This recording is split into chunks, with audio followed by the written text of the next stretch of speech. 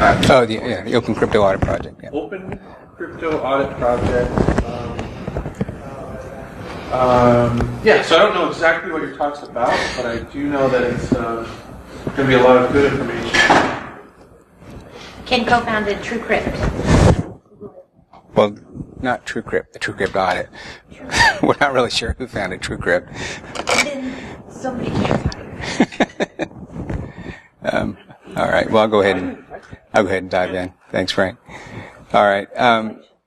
Yeah. So what I want to talk about a little bit is some work that's been going on in the applied crypto engineering world, but really with a focus on how it applies to ops, how it applies to security architecture, for development architecture, and then just close with some sort of interesting and emerging work, some promising work that's going on. So just a quick background on me. I think like a lot of people here, I've had a kind of a weird path.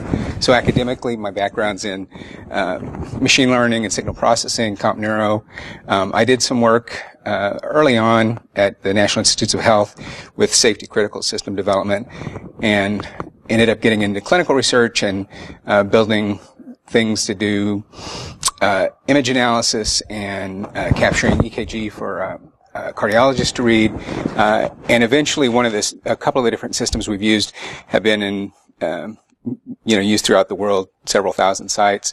But for truly human critical, safety critical kind of systems. And so just as part of doing that, you kind of, get a trial by fire in terms of network security and defense. So I'm not like a CISSP or a CI, Cisco guru by any means, but I do have a lot of experience with sort of network ops and defense. And then a lot of work more recently on applied crypto engineering. So as mentioned, the most recent project is the Open Crypto Audit Project. I'm not sure how much folks are aware of the TrueCrypt audit we did a couple years ago, and then in the last couple of years we've been working with the Linux Foundation, who commissioned a full end-to-end review on OpenSSL. So I think people here generally know what OpenSSL is, but just to say quickly, it's probably one of the more complicated code bases in the world. It runs on dozens of different platforms, lots of different hardware platforms. And if you haven't been following it too much, there was a fairly major refactor that took about 2.5 years to do. Lots of rework, lots of work on the TLS state machine, protocol analysis, memory structures, the API.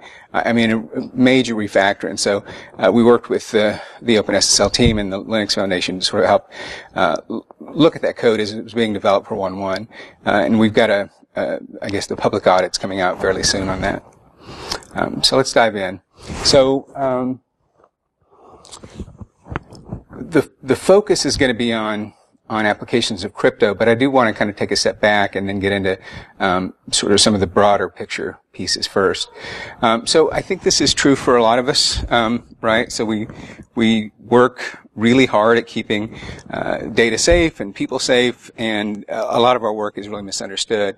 I don't know if you follow her. This is a national security correspondent on the Washington Post, who's fairly high profile. She was quoting this testimony by Director Comey. I think this was about a year or two ago. And his quote was, "There's no doubt that the use of encryption is part of terrorist tradecraft now. It's a feature, especially of ISIL's tradecraft." And Matt Blaze, who, if you're not familiar, is one of the more prominent people in the crypto engineering world and did some of the original work on the Clipper chip, had this great response. It's true. It's used by terrorists, also used in critical infrastructure, business, and consumer tradecraft. I thought that was a good retort. If you don't know it, there's a group called the American Enterprise Institute. It's sort of a pretty moderate think tank, maybe a little bit right-wing in D.C., but anyway, a real deep bench of scholars. And this came out, I think, in the fall or summer last year, and this was the title and the headlines that captured it: How Data Encryption Helps Terrorists. You'll note that this particular page is served over TLS, and if you zoom in, this is using modern cipher suites and so on. So I think they did actually go back and kind of change the title and say how it helps terrorists and then how it helps sort of businesses. But, in the content management system at the top, this, the URL, it still reads how data encryption helps terrorists. So a lot of what we do really is trying to work in the constraints of human behavior, right? I saw this around the Super Bowl. I think it was a year ago. I thought it was fantastic. This guy had 27 different cables and hookups and stuff, and they really wanted to watch the Super Bowl, but they couldn't. And so this is what they ended up doing. I think that's brilliant. So before we get into crypto, part of the conversation is about threats and threat modeling. And you probably hear that a lot, and I don't know, maybe there's some SOC people who do that, or architects who do that sort of every day and know this in a more formal way. But I sort of think about real-world threats and strange things that we encounter and stupid things that we encounter, like this.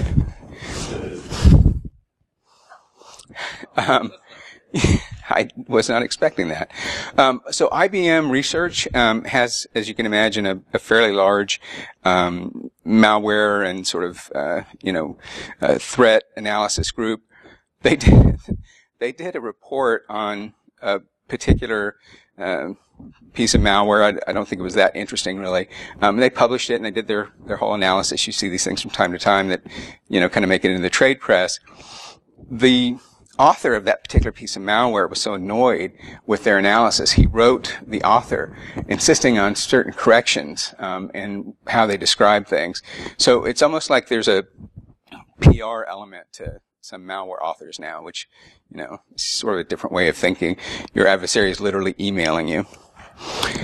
And then, as we all know, if you've ever visited RSA or some of the major security trade shows, product people can sometimes be a challenge. This is a VPN called CyberHost VPN, which, by the way, they have a universal pre-shared key for their VPN users, which I think is CyberHost. Awesome. So on their marketing material, the data you send will be encrypted with AES 256. It might take, and I don't know how many years it is, it might, or it might take 10 seconds. I saw this survey the other day. I'm not sure what the product was. What is that? I'm not sure if I drive a car, right?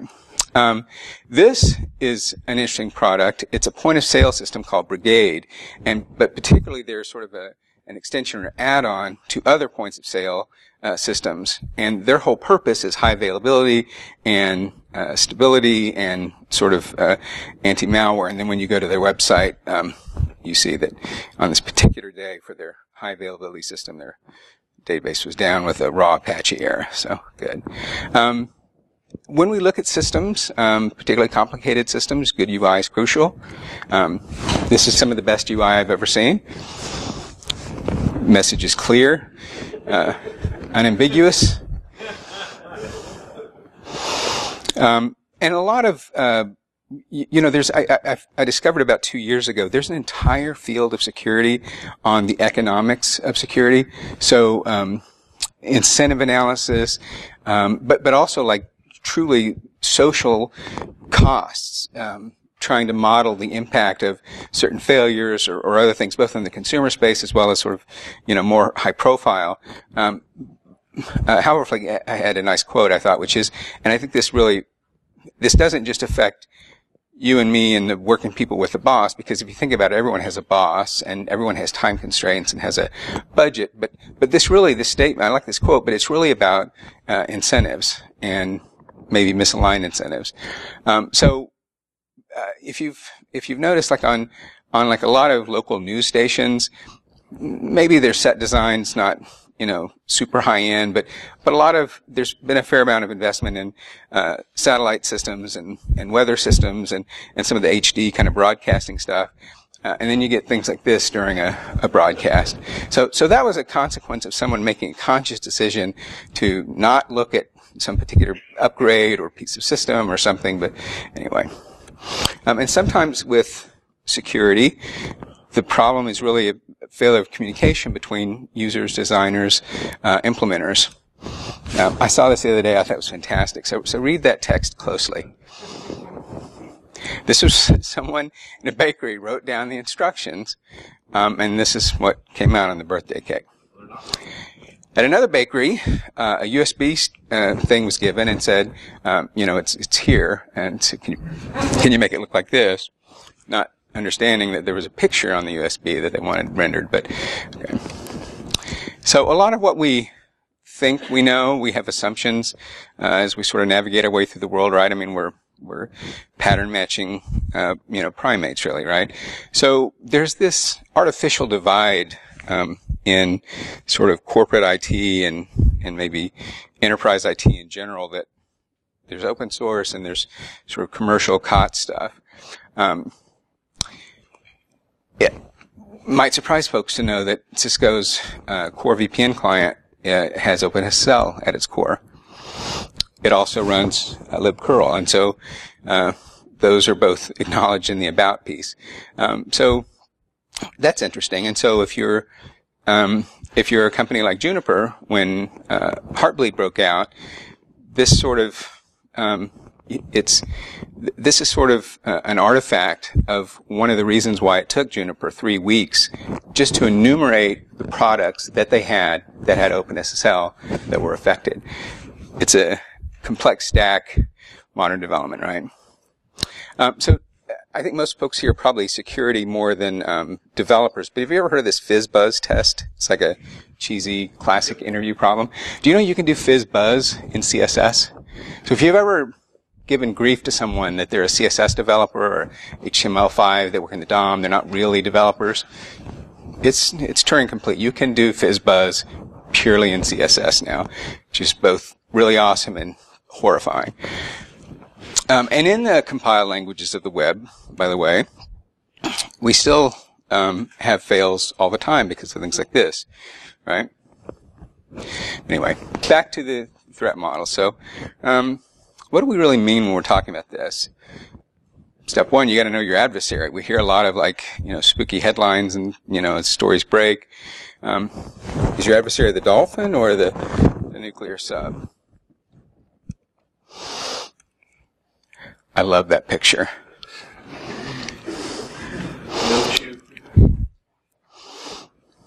In the App Store, both the App Store and the Play Store, I think that's what it's called. There's I think this has probably always been true, but there's an increasing awareness that there's an awful lot of malware and malvertising and unwanted software that does all kinds of sketchy things, including, pulling down contacts and sending them back and doing kind of strange monitoring and stuff. But there's also this gaming of the ranking system. I love this picture. So somewhere in the world, there's someone who's loaded up, I don't know, what are these, 40 different tablets, and they're loading the applications, and then they're ranking them on the Play Store. Okay? You have to know your adversary. You have to also model user behavior, the users that you serve, right? I love that one. Rocks, riptides kill unwary Asian visitors on Australian beaches. Well, there's a sign, right? That had to help a little bit. I love the guy on the left just going for it. The dude on the right taking pictures. The guy on the right's got management written all over him. But these are risk and reward ratios, and sometimes the payoff is totally worth the risk. Look at the face on the little girl. She is ready for action. All right. So, I don't know if you saw this story about 2 months ago. German Telekom, one of the biggest cable providers in Germany, had something on the order of 800,000 home routers that were just owned. In some cases they were bricked, but in other cases they were doing DDoS, they were doing all other kinds of interesting things. So it turns out that you can post to unauthenticated an open listening port, and in the body of what's essentially a form upload, inject soap And this particular piece, with a backspace, you could run any arbitrary command line stuff, including pulling down other payload and then changing, the permissions and then executing it. This particular one was really nasty because it was both sort of beneficial and and not so great. It actually closed other listening ports down so that other worms using the same hole couldn't get to it. And then it put up a firewall so it turned on firewall for the exposed ports on behalf of the people whose routers had been hacked that the telecom didn't. But threats vary, right? So yours is probably not mine. I don't have a lot of nation-state threats. And we do different businesses in different ways. I love that one. I would never be in that group on the left, by the way. That's not my risk ratio. Snake oil. Let's talk about that for a second. This was a great quote by Justin Chu. When explaining security products to people, I find it's usually helpful to start with this diagram. A lot of blinky boxes out there. And this is what the protection that's afforded in many products and many trust boundaries, when maybe this is more realistic for the adversaries we have, right? Humans will always game the system. Always. I'll skip that one. This is one of my favorite images of all time. Yeah, it's blacklisted, not the unicycle. Have you guys seen this O'Reilly generator for pages? How much of our life is spent right there, right? I saw this on Twitter last tax filing season by a guy named Tadigo O'Higgins, who's a real person in Ireland. And I was like, no, you gotta be kidding. They've got a web form that blocks apostrophes, because the only reason you'd have a block for apostrophes is if you worry that somewhere else in your application you're going to render that thing. So I logged on and created an account, and yeah, it's blocked. The problem with blacklists, though, is they're not terribly effective, particularly in the web, right? I mean, 70 different ways to encode the less than symbol.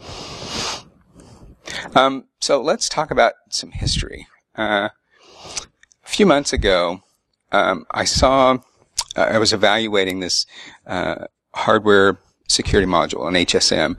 It's a tiny little embedded thing in bulk quantity. I think they were like 25 cents or like $1. I mean, that's not for the FIP certification and all that, but I'm talking about the actual hardware that does key management and has, an actual key crypto engine on it. Anyway, I was looking through the manufacturer's history and some bug reports and stuff, and then I found a few things that were like, they didn't quite fit right. I mean, there were some things on Bug Tracker and on that had CVEs, but it was so vague. But the way it was described made it sound like it's not good. This particular piece of hardware, I eventually dug up, and I found this. So this was the scariest bug I've ever seen. So there was an IPv6 fragmentation buffer overflow. You need not be presenting services. You didn't have to have a web server or a mail server or an SSH port. You just had to be on the network and accepting frames. And you could be owned remotely. Like layer 3. What? That's crazy. Here's the report, and I'll post these online. It's got links at the bottom and stuff. But yeah, so that I was like, so this was a couple of years ago, but some similar behavior was sort of observed last year as well in this particular vendor. And I was like, that's scary, but you'd think like we'd handle frame, buffer management like way, way, way back. Well, if you remember, one of the most high profile and one of the rare no auth needed OpenBSD bugs back in 2007, which had roots from IPv4 into the late 90s and early 2000.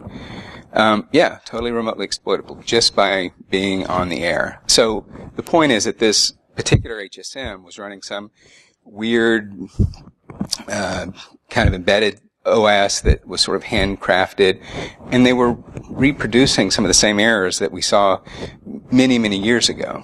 And also, I don't want to, this isn't just about a Linux thing too, by the way. At least once a year, I see some really nasty exploit, and the phrase that always catches my attention is all versions of Windows. So, XP all the way forward to 10. So there's something called an MCL extension. I don't know if there are Windows people here. Apparently this was enabled by default for certain flavors of Windows. That's it. That's, you put it in the tag and serve it up, and there you go. Really? I mean, that's not, that's not complicated. And this was, it was buried in some of the multimedia code for all versions of Windows. Anyway, a quick thing too, I don't know if you've been following the stuff on the Java breaks around deserialization. It's a big issue. It's, I'm not sure if the struts, Vaughn a couple days ago was related to this, because I think it was more like a header, thing, but, and by the way, just a public service announcement, if you haven't followed it, one of the worst zero-day Java bugs of, recent memory came out a few days ago.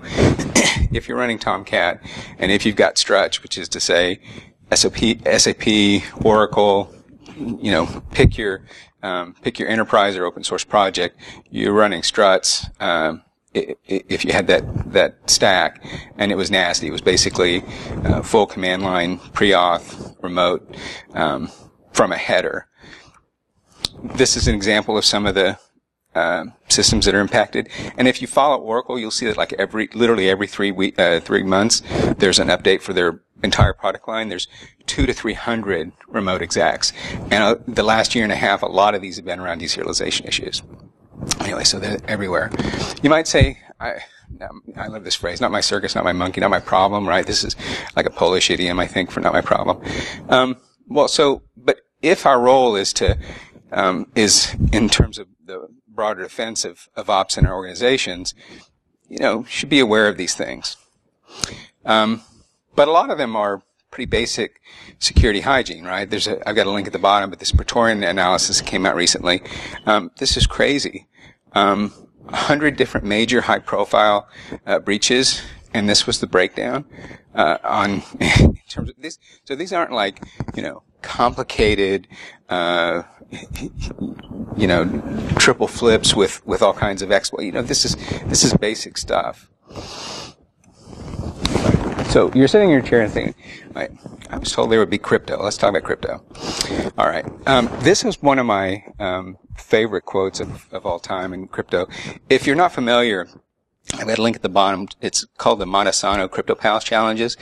Even if you're not a developer, even if you just, maybe you've never even messed around with Python or whatever, this is a set of increasing challenges. So the first one is basically learn how to base 64 encode a string, and then learn how to do ROT13.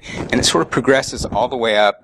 There's a whole series. I think there's 8 major levels. But you can work at your own pace, and you sort of do a problem, and then you see what what other people have done. It's a great way to learn languages, because I think people have done this in, a dozen different languages. Somebody even did an AES implementation in Excel, which I guess you can do that. But this last paragraph is one of the takeaways I want you to have in your mind in terms of crypto. In the real world, if you build a bookshelf and forgetting to tighten down one of the screws all the way, it doesn't burn down your house. But it does in crypto, right? So we can't talk about all the things in the whole toolkit, but I do want to kind of at least spend some time on these.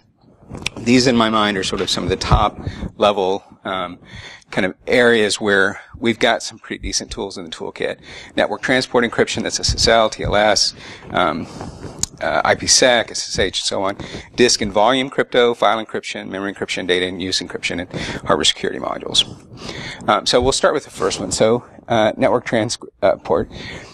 I think we know this, but it's important to remind ourselves from time to time what exactly it is that these things provide, what are the security guarantees, and crucially what they don't provide, right? And so I sort of took this in a way backwards. I wanted to see what tools were available, what architecture patterns, what coding conventions, what frameworks and libraries and techniques existed, and then kind of reverse that back to what threats are they addressing? So, right, I think most people know that one of the reasons you use SSL or TLS is preventing network interception, confidentiality of the data.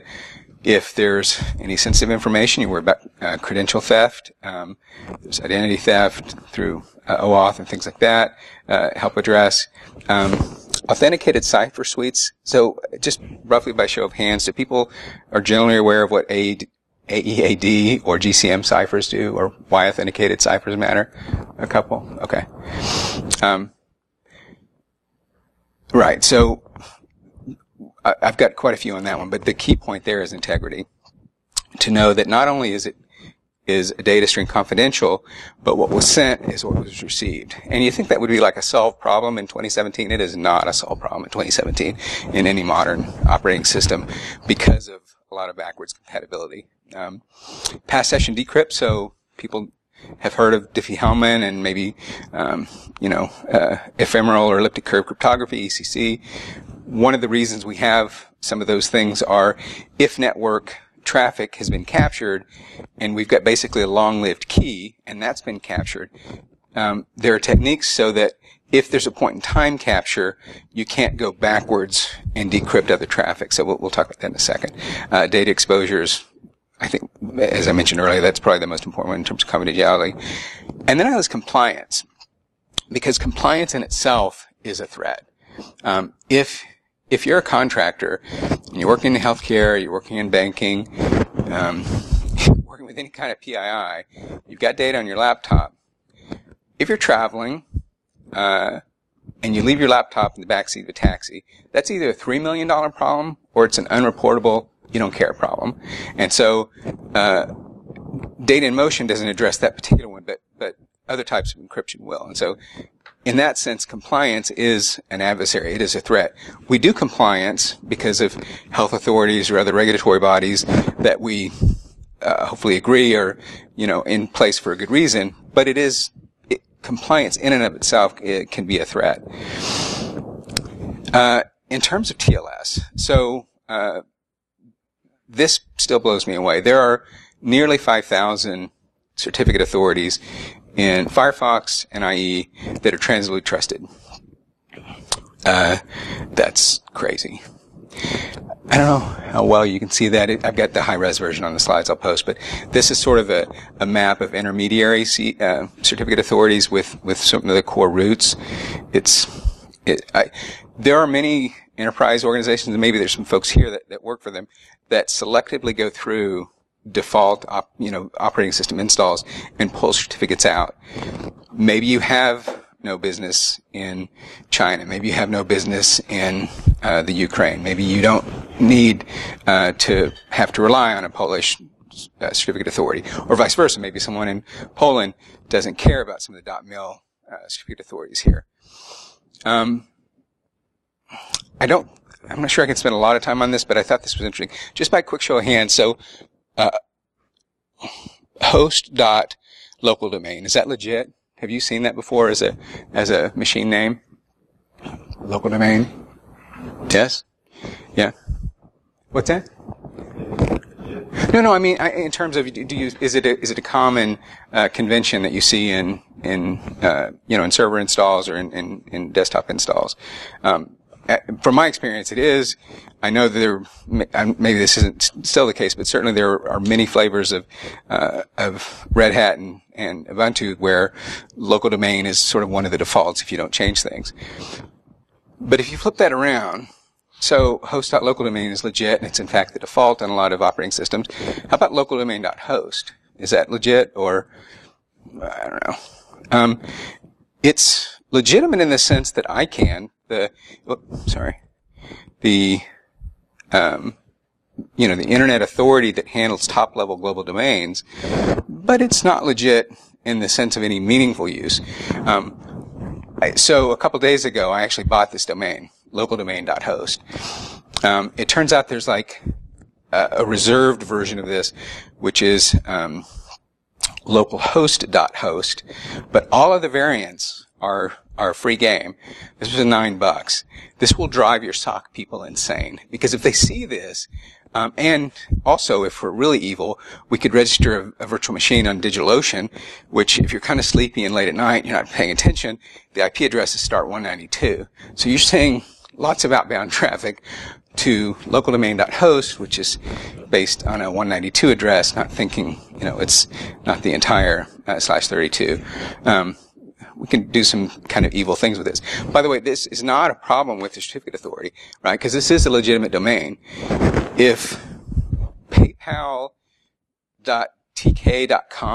is allowed to be a domain, it may be fishy and weaselly, but it's not the certificate authority's problem. It's a legitimate domain. I bring that up because there is a big issue, if you haven't been following it, in terms of certificate authority. So there was this big story with WoSign, and now who's merged with Startcom, just issued bogus addresses for like GitHub and the University of California and other people. And then sort of when, confronted about the problem and their controls and things, there's all this sort of weaselly back and forth. And anyway, they kind of got the nuclear option treatment from the CA browser forum. And so in going forward, WoSign and Starcom certs in many of the browsers just don't work. I've got a link at the bottom, but this is Ivan Ristic's sort of SSL specific threat model, which is excellent and worthy of study. I don't think we've got enough time to go into it now. On SSH, just rough show of hands, how many people like SSH into some quasi-important box at least once a week? Right. Do you know you can do two-factor for SSH, like command line SSH? So I think the PAM module has been available for a while. I didn't know this. There's an open source project that Duo Mobile has that you can add to your machines, and literally you log on either with a key or password. Hopefully it's a key. And you can literally say, give me a call to verify this. Give me a push notification to this particular phone, or text me a passcode. I think that's pretty cool. Anyway, worth checking out. And even has a crude geolocation on where the request is coming from. All right. So back to the network transport. I mentioned authenticated ciphers and how they help with integrity. Let's take a look at that. So there's a problem with unauthenticated block modes. And by that, what I mean, and this is kind of tied into a lot of issues we see with snake oil. Right? I mean, how many products have you seen that said, military grade AES 256, and so it's secure? That it doesn't mean anything. It doesn't mean anything because AES can't encrypt a file. AES can't encrypt a sentence. AES encrypts very small blocks. And so what you have to do then is you have to figure out the chunks of data that come, whether they're in a stream and you're dealing with that through some other mechanism, or if you've sort of run out of ciphertext, how do you encrypt multiple blocks? So I would argue that saying I've got AES 256 is almost as useless as saying I get a new car and it's got a V6. Okay. What kind of block mode? What kind of, HMAC? How is it implemented? How are the keys managed? I mean, there's just, it's one small little building block and it doesn't tell us much. There has been like a non-ending series of attacks, successful attacks against SSL and TLS because people do this wrong. They do it very wrong. But this is probably one of the best examples I've seen of why that is. So there's a product, or I don't know if it's open source or what, but what are they called? ZeroDB, right? And so this was a discussion about a year ago where there had been some curiosity, because in the crypto world, usually it's common to have peer review and sort of open up, how you do your algorithms and how your protocols work and so on. And I don't know if it was delayed or I don't know the exact story, but basically a lot of people were really curious but couldn't see how that was implemented. And so they finally opened up some code, and it took folks about 10 minutes who knew their stuff to dive in and said, wait, you're using this particular mode called OFB, but it's not authenticated. So you can have the most strong security strength, 256-bit, whatever, but if it's not authenticated, all I have to do is basically a glorified XOR, and I can change, for example, a cookie of admin 0 to admin 1. Well, that's a problem. All right. So for people who are just, like, okay, but I've got API endpoints to deal with, I've got Nginx, I've got Apache, like, what's the landscape look like? If you've ever configured SSL on a server, you know that there's like a myriad of options. And one of the problems is there's a myriad of options, right? We've seen this before where people are like, should I use SSL v3 or TLS1? Well, 3 is a bigger number, so I'm going to go with that. No. The padded Oracle attacks that were part of Poodle and were part of a whole series of other breaks have basically eliminated SSL as being considered secure. So if you're still running SSL, because you've got legacy products or whatever, it's worth considering because it is fundamentally broken. There is no fix. There's going to be no SSL v4 that addresses that. Because by definition in the protocol, you can have unauthenticated ciphers, including AES CBC. So you can have 256-bit AES CBC, but if it's not authenticated, it can be mangled. In modern browsers with reasonably decent support for, say, Android 4 and older Java clients and things like this, this is probably a more reasonable approximation of what what things look like in 2017 if you're trying to do things reasonably securely. One of the caveats is, though, RSA. So not in terms of RSA certificates, but the key exchange. RSA is deprecated. So TLS 1.3 going forward, RSA not allowed. Not in terms of the certificate, but the key exchange. There are weaknesses and there are continued attacks that look interesting. And so not tomorrow, not in the next 6 months, but in the next couple of 2 or 3, 4 years, if you have any position of influence, RSA is definitely deprecated. So, Diffie-Hellman, actually. There are 2 sort of common modes that we see for Diffie-Hellman. One is just in Apache and Nginx world, it's called DHE. If you look here, classic Diffie-Hellman is considered deprecated as well, and is not allowed in TLS 1.3. TLS 1.3, by the way, is still being finalized. It's an RFC, but there are some major content distribution networks. So Cloudflare, Google's global CDN. We're starting to see it more and more. We also see cases where Google at points has to turn things off because you have broken middle boxes. That it's not that we expect them to speak TLS 1.3 because it's still a draft, but we expect them to speak basic TLS negotiation. And one of the things in that exchange is, what do you speak? Here's what I speak. I don't know what that means, so can you do 1.2? That's a completely legitimate way and should be how things are implemented. There was a school system in the DC suburbs called Montgomery County that had hundreds of thousands of problems with, with their Androids and or Chromebooks rather, because their middle box, their SSL intercept, just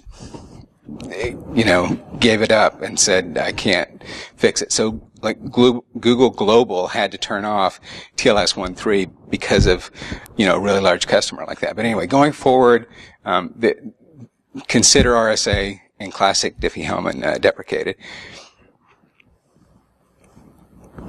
So, GCM is one of these things that if you talk to cryptographers, you'll get 10 different answers.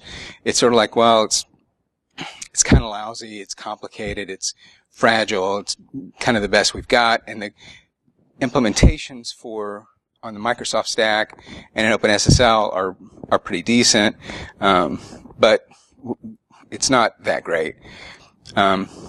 There's a whole history here, as I mentioned. I've got some links to papers at the end, but definitely worth reading. In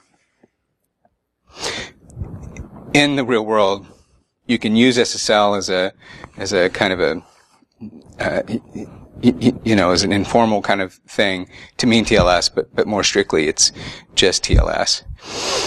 There are some other pieces around TLS, and this isn't, by the way, this isn't just strictly web browser to server. This is API endpoint, these are applications, and so on. So there are, I don't know if you call it extensions, but there are enhancements, there are extra things around classic TLS that people are increasingly putting in place. Strict transport security, saying, if I'm connecting with TLS, don't let me draw back to plain text. Do not allow the browser or the endpoint or the app to drop back to HTTP only. Certificate pinning, certificate transparency, and then the SNI for multiple hosts on a single IP address. SNI, as I understand it, is formally part of the TLS 1.3 standard going forward, so that'll help. If you didn't get any of that, just go to the Mozilla SSL generator, and it has lots of different profiles. I've got other links if you want to dig in deeper. Brief rant about consumer VPNs. I don't know if you guys, how many people follow me on Twitter, but it makes me want to gouge my eyes out. 1 in 6 Android VPNs actually don't even encrypt. The amount of malware that's out there is ridiculous. There's probably, last count, 16 or 17 of the global providers that if you do IPsec, there's a shared common key for everyone. Now, I don't think there's a guy in a van outside your house that's like intercepting you, but there are major parts of Central Asia and the Pacific Rim where major fiber is monitored. And so, as a political mechanism, again, it's about the threat model. If it's your cousin who wants to stream Hulu, go crazy, pay some Bitcoin, whatever, connect from Germany and then don't have to worry about getting a subpoena, for, downloading the latest movie. But if you're a dissident in Tehran or Riyadh, these things matter, and there's so much misinformation and such snake oil, it's just, it's crazy. So anyway, if you Google most VPNs suck, I think I'm like the top second or third hit or something there. I've got a whole list of providers that have done a really lousy job of configuring their systems.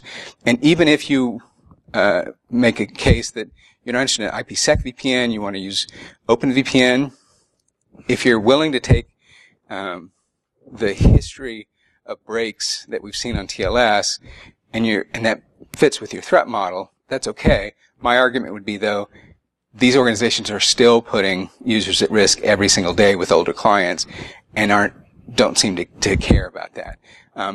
If you want a VPN for yourself and you're slightly techie, check out Algo VPN or Streisand VPN. They're excellent.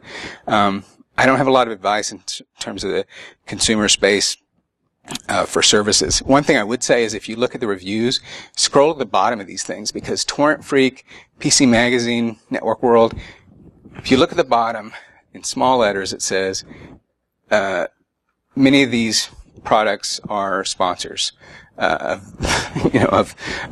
this media outlet. So, if there's not a lot of great information sources out there for people that want sort of objective, unbiased information. There's a thing called I think his handle is something like the Privacy Guy. It's like a giant spreadsheet that's a Google Doc spreadsheet that's floating around. Has, 60 or 80 different VPN providers. What I would say about that is those are all self-report. So if you ask people, do we log? No, we don't log. Have you ever worked with, have you ever gotten any NSLs or any other, intercept requests or government? No, not at all. You're totally cool with us. And people do that. They trust their data. I should mention too, by the way, not only is it not unheard of, it's fairly common that the configuration is so borked that some of the cheaper ones dual home you, so that you're not just connecting there so that you can sort of get through the captive Wi-Fi at the airport or whatever. You're also connecting to your local network, bridging. Awesome. So you're sharing it with like who knows how many different people who can totally see your your inside interface. That's just extraordinary to me. But anyway, that wasn't so brief. So on to a couple other pieces. So disk and volume encryption. I think people know about BitLocker and File Vault and Decrypt. Turn them on everywhere. There are really decent GPO policies on Windows that let you manage that if you're not already doing it. It can be a multi-million-dollar problem if you have a device like a laptop that is that's lost, that has PII on it. If the disk is encrypted, it's not even reportable. So, but there are different reasons too. So, but let's talk about servers or cloud servers, for example. Why do you care about this? If you can't control the logical sort of sequence of things with the media, right? So there are cases, I don't know if you know this, this guy, Marco Amat, he was he was sort of the creator of Instapaper. He had some of his servers seized, not because of anything he did, but because there were other people doing goofy stuff like in the same rack. And so his service provider basically told him one day, he's like, yeah, we had to take your machine because the feds came and took it. It just got swept up. It had nothing to do with him. Who had that chain? I mean, he was sort of a third party at that point, so I'm not sure how that was ever resolved. But there is an issue for civil capture, for potential government capture, but also just mundane things like e-discovery, right? You want to be able to be in a position where if your service provider is subpoenaed, if your architecture permits it, that shouldn't be, that should be transparent to you. You should be able to see that. Most cloud providers are in a co-tenant model, right? I mean, this is certainly true for Amazon and Google. By default now, you don't have to worry so much about physical loss, like when disks die and they go to wherever. You don't have to worry about it in the sense of Google has attested, Amazon has attested to the defense intelligence groups and the federal government, and has had third-party audits that were signed by executives under threat of violating the law. That no, they have a very strict handling process for either repurposing or disposal. The nightmare scenario is sort of the mom and pop or smallish regional either cloud provider, hosting provider that's managing something, and that a disk dies, it gets tossed, or a RAID dies, and some of the disks survive, and then they end up on eBay or Craigslist. So it's an issue if you've got, sensitive data. Content repudiation, I don't think that's as big a deal, but there are people working in kind of, polarized environments, activists and so forth, that want to be able to have architectures in place where they can say, no, that data is not mine. It can't be, it can't be attributed to me. That's, and there are digital identities that go with that. The data at rest compliance is said too. If you think of compliance as its own sort of threat or adversary, this is why you can use these things. So I don't know how many people know about live VM motion, live motion. This is a really cool thing on VMware where you don't have to reboot a server. While it's live running, you can transport the load to another machine. So it's literally doing memory deltas, it's doing CPU deltas, it's doing disk deltas, which is awesome from an ops perspective. But if you think about that, and Google also offers that now too, for the Google Compute platform, and I'm a huge fan of GCP. I think they have some tremendous services and products. But if you think about that, so I'm running a process here, maybe it's a web server, it's some other kind of endpoint or database, and it's got interesting information on it. They're able to live transport that entire stack, memory, CPU, working processes everything to a different rack, potentially to a different data center. Okay. There's another party there that's involved that, might not have been considered as part of your threat model. If you use Oracle or a SQL Server, there's variants of transparent data encryption,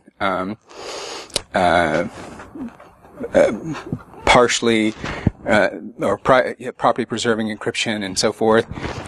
Those are more at a very specific kind of application level, but they address things like a black box custodian. So, for example, you can have very fine-grained silos for access controls, so that even an administrator, in theory, wouldn't be able to see the contents of a system, or in the other case, a rogue or a weak admin. Hardware security models. I'm not going to spend a lot of time on this.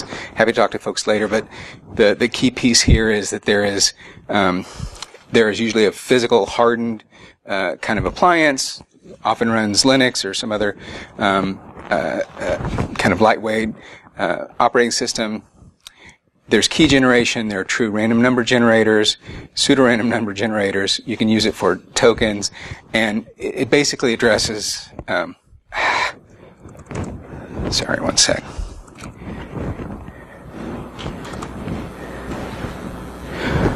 Oh. Did you lose video? Yeah. Does anyone have a Mac PowerBook adapter?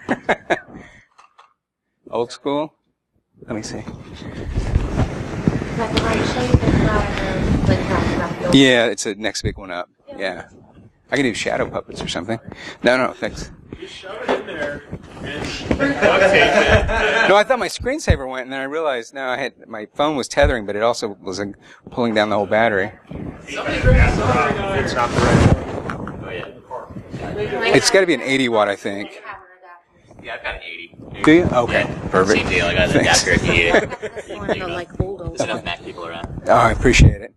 No, I think we're good. Yeah. Sorry about that.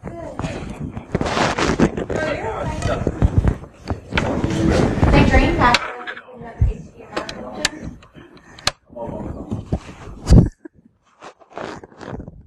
Sorry. We're almost wrapped up. By the way, I have a couple big posters if people have some questions afterwards that might be useful, or you can throw darts at. I'm not sure. Can somebody grab this down there? Can I get a volunteer? Thanks. Yeah, thanks. Appreciate it. Yeah, sorry about that.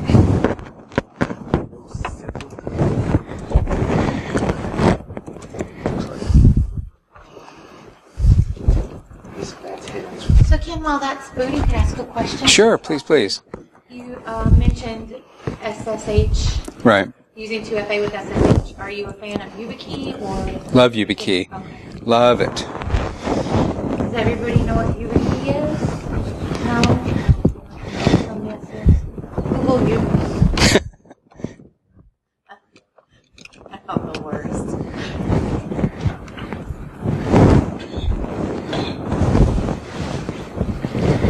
Oh.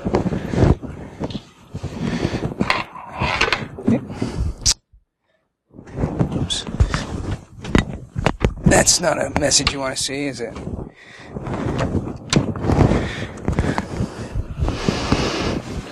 %. It died at 19%. Come on. There we go.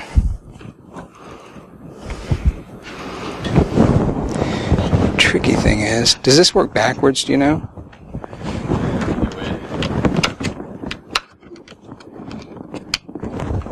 I love Apple engineering. That's the only reason I wouldn't consider a new Mac Pro that doesn't have the MagSafe. You want me to try one of the ones that don't have the adapter? No, I think we're good. Oh. The only reason you consider one is what? The new MacBooks have USB-C, so it doesn't have the mag thing. But you get to buy more dongles. I got one of USB-C.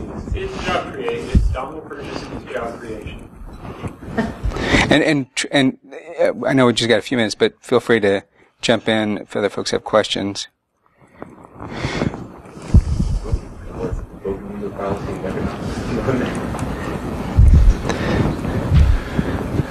Okay, so that's enough about that. So memory encryption. I don't know if people have seen Tessor, T-E-S-O-R. It's one of the coolest projects I've ever seen. So the Intel and AMD modern processors are so big that the L2 caches are enough that you can actually do encryption in cache. So you can encrypt all of RAM and do real-time decryption in the L2 cache. So that if somebody even did a live pull down of like raw memory in the case of a KVM or Zen, Dev KMEM, right? You pull it down, they get garbage. How cool is that? So Tresor actually was specific for the keys for decrypt. There was another group that I think Facebook bought them about 2 years ago. But anyway, that's what they did. They did live memory encryption in use. I've heard that Facebook is open sourcing that pretty soon, but I'm not sure. This specifically also addresses, and I've seen this for a couple architectures, for that live VMware migration, where either for regulatory reasons or maybe sort of anti-competitive or trade secret or intellectual property. I hate that phrase, but anyway, for those sorts of reasons, you may want to have mitigations for live migration, and so memory encryption is one of those possibilities. So putting it all together, so these are kind of the top high-level things. I don't know if you know his work. Ange Bertolini is sort of the guru of polymorphic file types. So, do you guys know this journal, Proof of Concept or GTFO? Oh, if not, you have to check it out. So they have all these interesting, unusual hacks and things.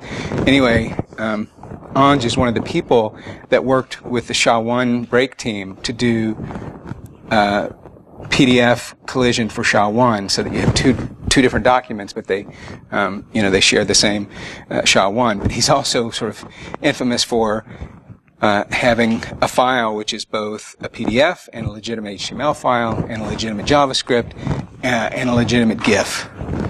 But anyway, he helped with the graphics design on this and came up with a couple other sort of things. This is sort of a mind map which kind of represents a lot of the stuff we've been talking about, and he kind of went crazy with it too. This is like the high-tech sort of circuit board model. And like I said, Ange is just he's out there. So the file I've got, which is a legitimate PDF, there's also a GIF version, but you can do this. So you can say script source equals mymap.gift or script source equals mymap.js. It's the same file, just change the extension so the hashes are the same. But it's a polymorph, right? So, or a polyglot, I should say. So if you download the GIF version of this, you can also, it'll do a pop-up box that says hello. It's nothing dangerous, but anyway, I thought that was kind of cool. Quickly, some other interesting work to take a look at. I love this slide. Formal software verification. Amazon, Microsoft, Apple, and Google are all spending significant amounts of money doing refactoring of their TLS stack. If you haven't followed, Amazon has something called S2N for, I think it's signal to noise is what it stands for. But they've replaced OpenSSL as the wrapper for libcrypto. And I think they've cut the size of it down to maybe a tenth of what it was. But they brought in people who do formal software methods, formal verification methods, like mathematical analysis of the security guarantees and properties, as have Google with Boring SSL, as has Microsoft with their next generation TLS stack. So there are some really interesting developments that way, and it's not just like an R&D project. I mean, in the case of Amazon, they've rolled it out globally, and Google has as well with the Boring SSL stuff that they're doing. There's also, I think I've got a link at the bottom. Have you guys heard of the DARPA challenge with the trusted software? So the headline was sort of goofy and a little misleading. Basically, the headline came out unhackable drone. The real story behind that was these DARPA awards. There was a team that spent about a year and a half, and from the ground up, they wrote in a memory-safe language, formally verifying the security properties, a flight control system, the operating system itself, the file interfaces, the GPS, the remote controls, the lift, everything. And formally verified this entire, it's a toy drone, it's like this big, top to bottom. And so it's not really to say that it's unhackable, but it's 99% less surface area than traditional software projects of that complexity, with memory-safe languages, with complete analysis of the protocol, including the key exchanges and the handshakes and things. That's pretty awesome. Obviously, it costs a fair amount of money and lots of time, but there are some interesting things in that regard. And so, but that's my point: is that Google, Amazon, Microsoft, and Apple as well, their own internal products, they're going through these same kind of practices. Just a couple of parting thoughts. I'm happy to talk all day about crypto, but a lot of what we do comes back to first principles, right? Security, hygiene, trust the supply chain, the root of trust. One of the CISOs from Microsoft, John Lambert, had this a little while back, and I thought this was great. 98% of the threats they're seeing in the Microsoft Global Threat Center are macros. I think some of us sort of know that, like, we have all these, it's fun to talk about nation state stuff. It's fun to talk about the, the WikiLeaks hacks and all that kind of, but this is the boring reality of the world. There are all kinds of, GPO policies and things that can be put in place. I'm not a Windows guy, so that's sort of the extent of what I've seen, but there are some interesting things that way also. And I don't know if people are broadly aware of Nano or Core. So in the new generation of Azure, Microsoft Azure, the cloud platform, they've launched Nano, which is, I think it's like a couple hundred megs, but it's a GUI-free, highly minimized version of Windows Server with all the the Linux subsystem things built in as well. So anyway, maybe worth a look. And I guess one of the other things I would say is just remember your threat model. Are you defending against this or this? Or are you defending against the woe signs of the world? This is one of the biggest takeaways too, I hope, which is your operating system out of the box already has a deep chain of trust, which you may not even be aware of. And applications like Chrome sometimes can ignore those and use their own set of roots of trust. Applications all the time have their own trust stores with CAs embedded as well. You may have on one system literally dozens of different certificate authority stores, which may never get updated. As I said, this relationship with these intermediaries are complicated, but people are starting to do some smarter things too. Like I said, pulling some of the ones that are less relevant for your particular use case. I saw this other thing too, which I thought was interesting. It's just it's a small little UI technique or tactic, but I thought this was really neat. So why don't a lot of other online systems have something like this, where it's not an open-ended, my Pinterest is, is okay to use Twitter or whatever, but no, with explicit timeouts. Little things like this are going to make, I think, a huge impact. We see also there's a technology called Thinkst with canaries. Are people familiar with this? This is like I feel like it's an insider secret that more people should know about. It's a pretty simple concept. It's a small little box. You drop it on your network, and basically it listens for scans. If in a segment of your network there's no legitimate reason for you to ever be scanned, to have an SNMP or a port sweep for Oracle's Listener or MySQLD or whatever, if it sees that, it chirps like a canary through messages or push notifications or whatever. But the other thing that they've got, which is kind of neat, is they've got dummy documents in FTP that are Word, Excel, I think PDF too. So maybe folks are aware of this. I wasn't until fairly recently. There are beacons that you can put in those documents that just looking at them calls home. And so there's a whole infrastructure they've set up where you can put particular things in place, which basically it's like a tripwire of sorts where there's no reason that these should be scrutinized or opened or looked at. There's no legitimate use, and so when they are, it's likely there's some kind of intrusion or otherwise maybe it's an authorized scan. Things like that. They're inexpensive, they're not complicated, they're kind of first principle things, will outdo some of these $200,000 Blinky boxes in many cases. As I said, blacklists, whitelists, these things are crucial. If you guys have ever seen the movie Apollo 13, this is one of my favorite lines when things went really bad. So that's a little bigger version of that. And this is how adversaries work, right? Don't care how you think your network diagram looks. You don't care how your handshake protocol should look. Maybe I'm going to send 8 gigs worth of JavaScript probes to go enumerate a script tag, because once I've got that, it's basically a Caesar cipher for the rest of your payload. If a lot of this seems like it's outside your lane, it's, you sort of recognize some of the terms and phrases, but it doesn't, it's not really your area. This is how people who work in this all the time, I go to crypto meetings, and there are people that are like, I'm not an academic crypto guy. Other people are like, I don't do protocol analysis. Other people are like, I'm not an implementer.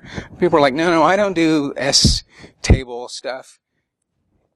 If there are imposter syndrome that I see by some of the best in the field, then it's okay to recognize, there are things that don't make sense. It's that collection of these different areas. Your black box is what someone else does all the time. When the whole Apple iPhone thing came out, I thought this was a great thing from Matt Blaze. If you followed this Confide messaging app story the last few days, it just got ripped apart when it actually was got peer reviewed by people in the security engineering world for a whole lot of reasons. But one of them came down to, it's like Telegram. It's what I call pinky promise as a service. We promise not to do bad things, but we could. Versus signals protocol analysis, which is, it doesn't matter who the intermediary is. It doesn't matter who's in the middle. It's not a policy promise. It's a technical constraint. So as you look at solutions, sometimes you have to make policy, you have to sort of adhere to policy or accept those limitations. But if ever possible, it should be technical limits. And I'll leave it with that. Open up for questions, too, if folks want to. Question. What do you think about FIPS 140? About what? What are your thoughts about FIPS 140? Yeah, it's one of the, so the question is about FIPS 140, what my thoughts. It's one of the most misunderstood things. FIPS isn't about security. FIPS 142 is about correct implementation of very narrow questions. Are keys managed in a particular way? Are ciphers and MACs and hashes computed in a certain way? Do they comport with test suites? There have been a graveyard of FIPS 142 products that were just completely owned. But that's not what it's trying to address. What it's trying to address is you sort of crypto created by your cousin, right? It's trying to address were the primitives constructed properly. Where there is a big problem with FIPS is in the federal world, where it sort of limits what it limits what we can do as new attacks are seen and new problems are recognized, because it's got such a slow timeline for revalidation. I think it has a useful purpose, but I think it's been pretty questionable for global security, frankly, because a lot of people in this room may not care what the federal government standards or certifications are, but Fortune 500s do, and the defense world does, and what trickles down there goes into all kinds of things, including consumer products. So I think it's good that there's a group of experts and third party that can attest to the way that certain primitive constructions are done. I think it's really bad that a lot of people distill all that down to, well, FIPS 142, it's got the stamp, so it must be secure. Or we can't touch it because it's FIPS 142. It's the human element, right? Anybody else? I've got 2 posters. All right. And I'll leave these, the links up too on the back of the page too. And this is how to reach me. All right. I appreciate it. Oh, one last one. So what's the next great project for the Open Crypto audit of it? So, right, first you guys did quality crypt. Next it was libSSL. Oh, OpenSSL. Right. Right. What's the next big thing? I'm not sure. There are things that weren't specific to us, but sort of in the community that we run with. So there are people who've helped OCAP and who are advisors who've worked with the Linux Foundation, some other groups. Google's actually pouring, to their credit, a lot of resources into things like verifiable crypto, alternative, smaller, newer libraries. One quick thing. So I don't know how many people are familiar with Go as a language. The short version is some of the people who created it came from AT&T Labs that did C originally. It's basically maintained by Google. It's an open source project. I think it's been around for like 8 or 9 years now. I mention it because it's used by Cloudflare and Netflix and Amazon and large parts of banking increasingly so. And one of the interesting things they did was they completely rewrote the TLS stack and they rewrote the certificate parsing. So, I didn't have pictures of it, but there are myriad ways that you can have a web certificate. And they are actually recursive. And there's all these weird, goofy, like rarely understood and rarely implemented options. So you can say, I'm foo, but I trust bar. Bar trusts Baz. Baz trusts BIP. BIP trusts foo. And get these like weird recursions. You can also, and also the encoding, the way that the letters and numbers are represented is so complicated and overly, it's like a Rube Goldberg thing. There's been a whole series of things. If you're interested, you can search for frankencerts. One of the things we did with OpenSSL, by the way, is we looked at over 2 million certs in the field that were either kind of weird or otherwise kind of constructed strangely. But this gets to what are some of the other big things. I have nothing to do with Go, but you're seeing things like Go with an ASN parser that's 200 lines of code versus thousands and thousands of C with Perl generated assembly, which, is complicated.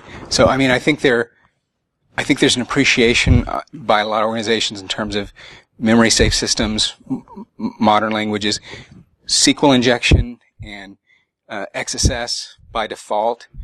You can't do in Go. You have to like go out of your way. Same with Rust. You have to go like really bend over backwards to make that possible because of the way the core standard libraries are written. So I think there are some promising things like that. That stuff with DARPA, with the drone, there's going to be a lot more of that on the horizon. Mudge with his CyberCL Labs, I don't know if folks have followed that project, but it's basically kind of it's like a consumer reports version of like a cyber assessment, like a minimum baseline, basically. It's meant to address things like 1.4 million webcams running around the world on the internet with full remote root, baby cams, this kind of stuff. So, I mean, I think over time there's going to be more of that. And it's going to start in the federal world. It's going to start in the defense world. These are things that are going to be required like as baselines, going forward. And I think it's going to benefit all of us. All right. Thanks.